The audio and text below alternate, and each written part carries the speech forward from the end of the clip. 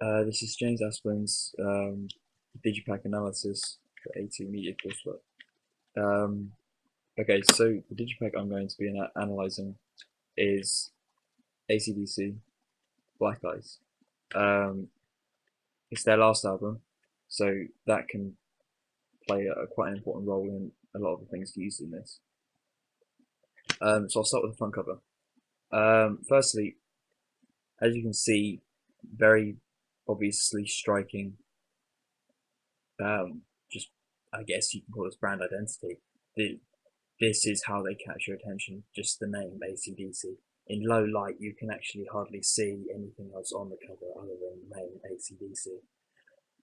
And as I mentioned, this is their last album, so I imagine big fans of AC/DC will be walking through H&B. For example, when I bought this, I was a big fan of AC/DC.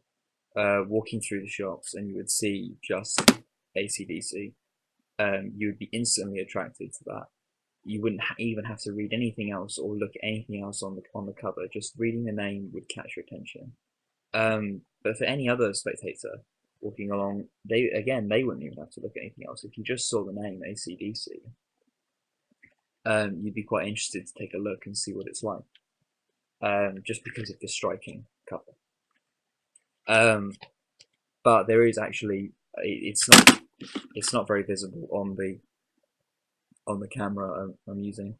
If I shine it, there you go. You can just about see there is other stuff there. It's got the title, Black Ice, and in the background is actually one of the members, Angus Young.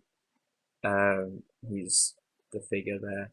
And in every single one of their albums, if you look at any of their albums, Angus Young is always the focus. He's the lead guitarist, and he's always got devil horns and things like that.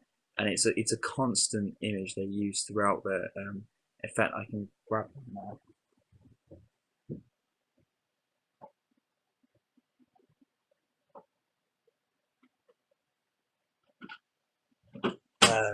This is an earlier album by them. Again, similar. He's the front, horns, same thing again on the front. It's not very visible, but it's him with the horns again. Constant image they use throughout. I guess again, brand identity, catching your attention. You can know that it's a classic AC/DC album. So obviously, again, there's no use of language involved in the album, just picture, which is actually really effective for a rock genre digipack. Having lots of blocky text everywhere sometimes doesn't work. So just having a striking image usually works, and I think that's what I'm going to end up using in RN Digipack. So taking a look inside, again, very, very simple layout and colors.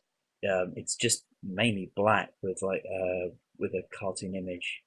You don't need much from it. The album's called Black Ice, so the color scheme is going to be black. And obviously Black Ice is known to be invisible or something like that, where you can't see it. So the idea is you have to look in highlight to see the pictures. Again, Angus Young is the focus here. That's him there. Again, increasing continuity and brand identity. On the back, we have. Again, I'm going to shine it this way. Again, you have the songs. Quite hard to read. All the other members are in figures on the back.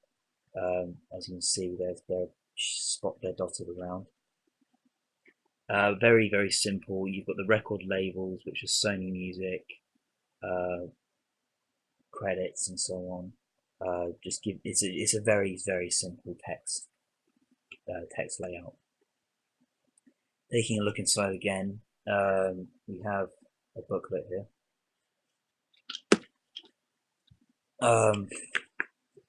Firstly, just the similar imagery, and again,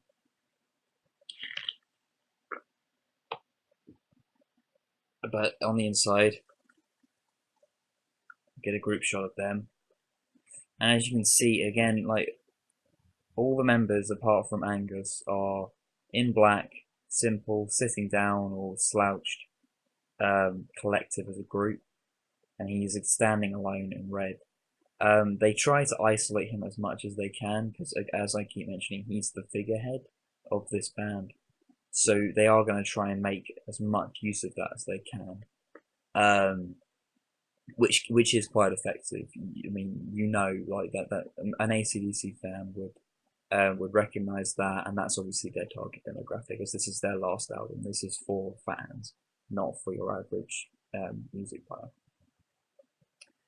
We have the songs again. The use of language is simple. There basically is no use of language. It's your focus is on the imagery and maybe one or two words.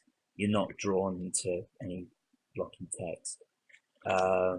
Turning through again, like first image is Angus again, um, and again like just, and then you get the rest of them. I mean, you might notice here, Angus actually has some sort of symbol here of the AC/DC electrocution, and then the rest are put on double page spreads. Um, so yeah, and then finally we get the final credits. Angus Young at the top again. Um, so yeah, you get the idea. Basically, the representations behind this are that we need that they are forcing the way the narrative and representations work in this Digipak is they are forcing you to focus on Angus alone. Um, there's no other focus other than the images and of Angus,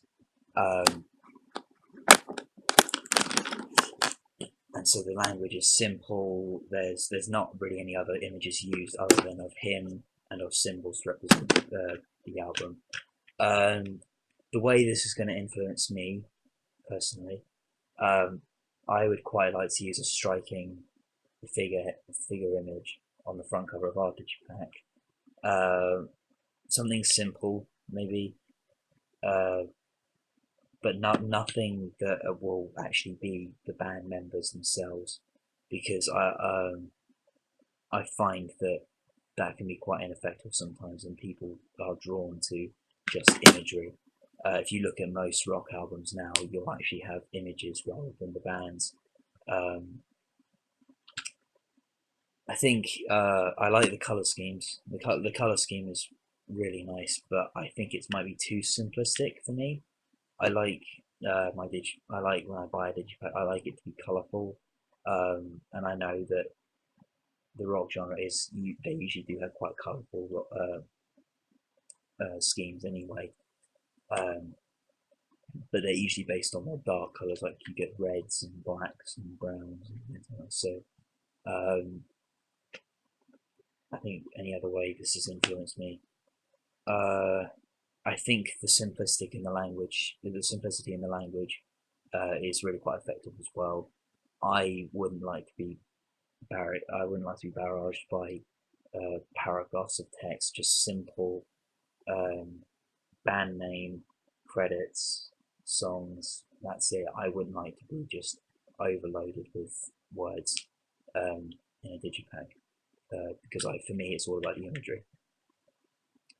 Um, and that's about it. Really. That's my Digipak analysis. Well, anyway, thank you.